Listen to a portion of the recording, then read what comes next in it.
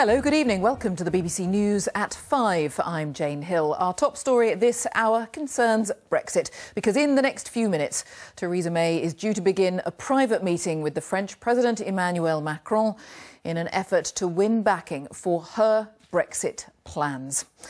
These are the pictures of the French president arriving at his private retreat in the last little while in the south of France, which is where that meeting will be held. Theresa May is expected to arrive there shortly. We will be live there to talk more about that meeting in the next few minutes. But these discussions come against that stark warning from the Governor of the Bank of England, Mark Carney, who warned this morning that the possibility of a no-deal Brexit is uncomfortably high. Mr Carney told the BBC that such an outcome would be highly undesirable and that the UK and EU should do all things to avoid it.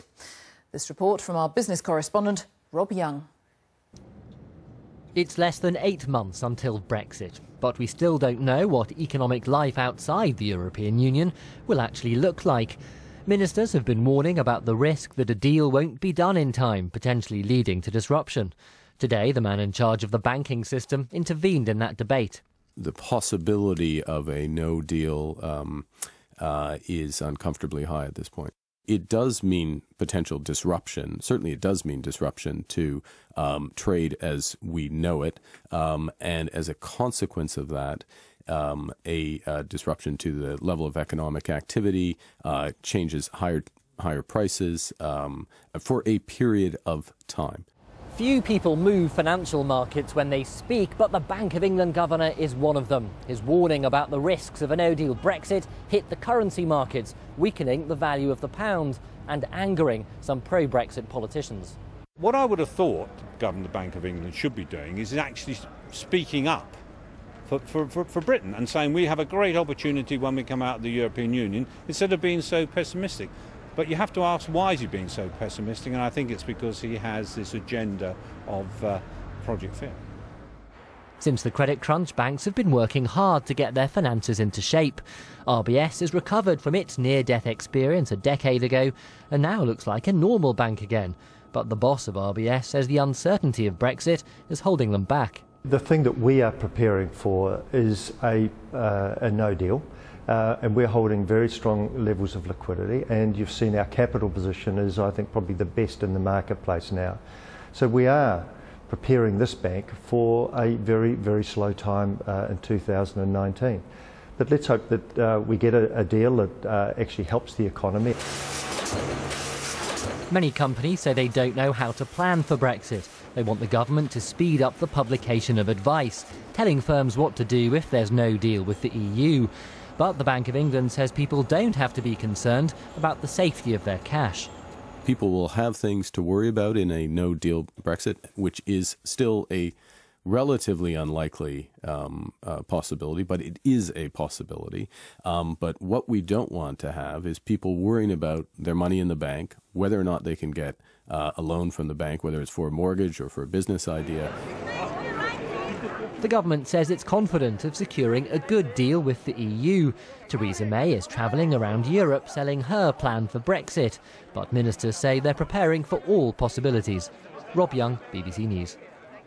Well, let's talk, first of all, to our Europe correspondent, Adam Fleming, who, don't take this the wrong way, Adam, but frankly, you look like you're at the beach, but you can actually explain exactly where you are.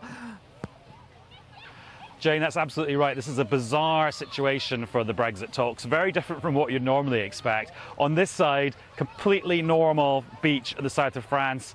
Over my shoulder, Fort Brégançon, which is, since time immemorial, has been the seaside retreat of French presidents, to varying degrees of popularity of the French presidents. But Emmanuel Macron likes it so much that today, on the first day of his holidays, his motorcade just pulled in a few minutes ago, he has invited Theresa May here for discussions over dinner with his wife, wife and her husband. What a way to start your summer holidays. Now, they're going to talk probably about defence and diplomacy, because President Macron is launching a new defence initiative outside the EU that he wants the UK to be really involved with. But of course, Brexit will inevitably intrude in this idyllic location. I think what Theresa May will want to do will be leader to leader, face to face, explain the British government's white paper, its vision on the future relationship between the UK and the EU. And I think she'll want to do that face to face to cut out the middleman, because I've detected some concern on the British side that Michel Barnier, the EU chief negotiator, has either misunderstood or slightly missold, perhaps accidentally, what the British government is proposing, particularly when it comes to the British pledge to stick close to EU rules on the environment and state aid, government intervention in the economy, and also what the EU wants to do about financial services. So this is a chance for Theresa May to lay it all out on the table with one of her fellow leaders, just like her fellow cabinet ministers have been doing in the last few weeks, and as she herself did with Chancellor Merkel of Germany before the summer holidays. Yeah, so is there a sense in which Emmanuel Macron is almost an intermediary, because France and, as you say, Germany are so important in this? I mean, can we say that they're first among equals, if you like? And is that the point of this? A slightly more relaxed attempt, I suppose, Theresa May would hope to get her point across?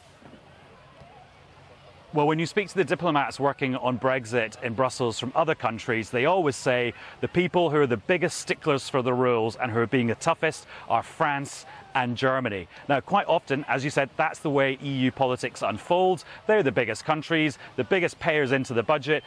What they say goes. I sometimes suspect, though, that the other countries are using France and Germany a bit like a fire guard to say it's not us being tough on Britain, it's Emmanuel Macron and Chancellor Merkel who are being tough. The fact is the Brexit process from the EU side has been designed to be a big collective effort. Just after Brexit happened, all 27 leaders of the remaining countries got together, hammered out some guidelines that they could all agree on about how to handle the process. They did that again in May when they published an update to those guidelines, which was their vision for the future relationship between the UK and the EU. They've agreed those rules collectively. They have stuck to those guidelines religiously ever since. The argument Theresa May is making is that she feels she's made some big compromises and big steps towards the EU. It's time for the EU to meet her halfway. Maybe they should collectively start rewriting their blueprint for how they see things happening. And she'll have another big opportunity to make that case in Salzburg, in Austria, in September. Yes, I know, another desirable location for me to head to, where there's going to be a summit of EU leaders that's meant to be about migration, but Mrs May wants that to be an opportunity for negotiation of Brexit as well. Adam, thank you. I wasn't going to say that, but since you mention it, thank you very much indeed. Our correspondent Adam Fleming there at Emmanuel Macron's retreat in the south of France. Theresa May due to arrive any moment. Let's stay with this story and go to Paris and speak to the journalist Anne-Elisabeth Moutet. Very good that you could give us your time tonight. What do you think Emmanuel Macron wants to get out of this? Why, out of this meeting? Why is he keen to have this meeting with Theresa May? There are two reasons. One is of opportunity and one is Macron's nature. The reason of opportunity is he's coming out of a 2-week crisis, which is exactly what he doesn't want to see rehashed yet again by the media, with one of his security guards getting too big for his britches and committing a number of infractions. And that's been an affair in France for 2 weeks and looking statesmanlike, trying to save the European ideal, receiving another head of state at Brégançon, which he has said he wants to turn into the French little Camp David. All of this plays very well to the French public, so that's one thing. The other thing is that Macron, for all sorts of reasons, because of Brexit, because Angela Merkel took months to build up a coalition, does not found himself as the de facto or visible leader of the European Union. And this is a role that he relishes. He campaigned on European ideas, and the idea that he could help bring something talking about is also something that he likes. We have nicknamed him in France the Trump Whisperer because he managed to stand his ground against President Trump when he was in a state visit in America, and at the same time making the points that the EU believed in and that France believed in. He did manage to stay in good terms with Trump, and possibly part of the result is that a few months down the line is the fact that the taxes on the tariffs on aluminum and steel did not happen for Europe. No, all of this is conjecture to some extent. What he is not going to do, I've heard your correspondent just before, what he's not going to do is advise Europe to meet the British government halfway. We are now 8 months from Britain leaving Europe. There's a feeling in Brussels and in Paris that the British government was incredibly unprepared and has done nothing to sort of I hesitate to say professional to tackle the problems of Brexit. The idea that, yes, Mrs May should get some help because, yes, Europe is going to suffer from a hard Brexit with no deal. But at the same time, the feeling that it is up to the Europeans to encounter the other partner, so to speak, in this divorce, who has not prepared anything and who says, meet me halfway with this thing I cobbled up at Chequers last month, that probably is not going to happen. So, I mean, that's really, really interesting that you think that he won't sort of meet in the middle. So he's going to be a sounding board for Theresa May, but what is your sense that he is still ultimately on the side of, as we heard our correspondent say, France and Germany very much sticking to the rules here?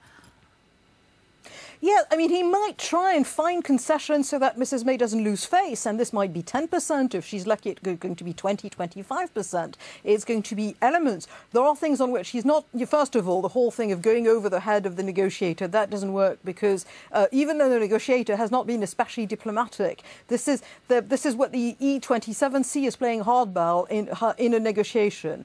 But if Mrs May says, well, we signed up for a debt and funding the EU until 21 and we will honour that, which is something that would play very badly in England. We're quite aware of that. Then the Europeans would say, well, we have something. But he doesn't want to break the European unity. He's quite willing to try and find something that would enable everyone to keep face. This is something he's very aware of. Changing radically things on the four freedoms, changing radically things on handling European customs and the business of customs if there is a hard Brexit. I don't think it's something that he's going to give in, and I don't think he even has the latitude to give in. He's not the EU negotiator. Anne-Elisabeth Moutet, very, very interesting to hear your perspective. Thanks very much for your time tonight. I think our viewers will remember the phrase Trump Whisperer. Thank you very much indeed. Thank you. And we will doubtless have more on that to come. Right now, though, we will turn our attentions to the situation in Zimbabwe because amid chaotic scenes in the capital, Harare, the opposition leader Nelson Chamisa has promised to mount a legal challenge against the outcome of the presidential election, which he lost. The winner, Emerson Mnangagwa of the ruling ZANU-PF party, has rejected claims of a coup, but said he will urgently investigate why riot police tried to break up Mr Chamisa's news conference. Richard Lister has all the latest. The riot police turned up before the press conference had even begun. News teams hoping to hear from the opposition leader Nelson Chamisa were ordered out, and tensions quickly rose. Don't push us! Don't push! Don't push! Don't push!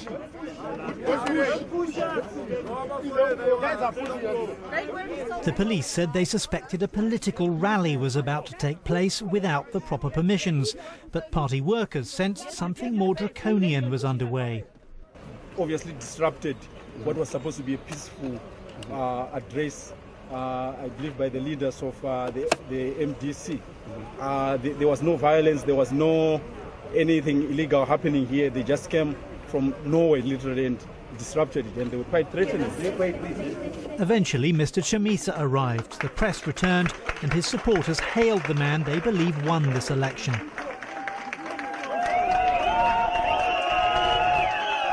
The authorities say Mr Chamisa lost, but it soon became clear he wasn't going to accept that. As far as we are concerned, this election, as a presidential result, is fraudulent, illegal, illegitimate, and characterized by serious credibility gaps and some serious legitimacy issues that we feel must be raised. We must place it on record without equivocation that we won this election. Zimbabwe's election commission says otherwise, delivering its verdict in the dead of night that the incumbent Emmerson Mnangagwa would retain the presidency 9 months after his former ally Robert Mugabe was removed from office in a coup. President Mnangagwa today said Nelson Chamisa also had a role in Zimbabwe's future, but the election was over. Countrymen and women, I'm proud and humbled to have been elected to be your president. I pledge to be the president of all Zimbabweans, a president of those that voted for me and those who did not. At least 6 people were killed on Wednesday when opposition supporters took to the streets to claim that the election was being stolen from them. It was the worst violence seen there in years.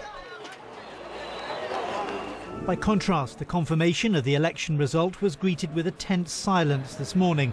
The nation's waiting to see how far Nelson Chamisa is willing to push his claim for the presidency. Richard Lister, BBC News. Well, let's get the latest from Harare and our correspondent Shingai Nyoka. And let's start with that point, Shingai. Is this going to go to a legal challenge? Is that the way it is looking tonight? Well, that's what the Movement for Democratic Change leader Nelson Chamisa